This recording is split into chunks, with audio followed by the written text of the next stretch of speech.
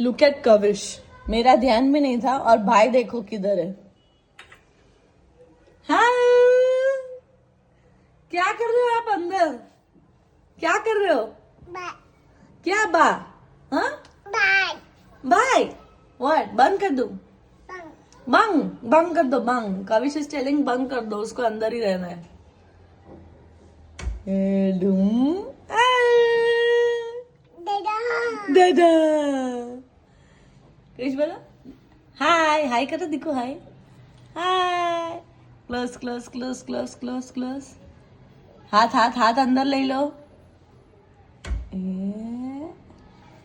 कविश बैठा है हम लोग की जो किचन का फर्नीचर, जो ट्रॉलीज होती है वो वाला साइड में, वहां पे अंदर घुस के बैठा है भाई। ये तो मुझे पता ही नहीं था, बट वो चाहता है कि मैं अंदर, वो अंदर रहे और मैं उसको ऐसे, उसको पिकाबू खेल रहा है।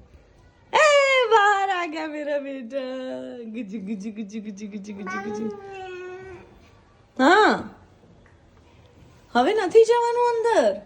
બહાર આવી જાઓ. કમ આઉટસાઇડ. ચલો. બંગ નહીં, બહાર આવો. બહાર આવો દીકુ, વાગી જાય ને બેટા. હાય કર દો, હાય કરો. હાય કરો. હા, હાય કરો પેલા. હાય.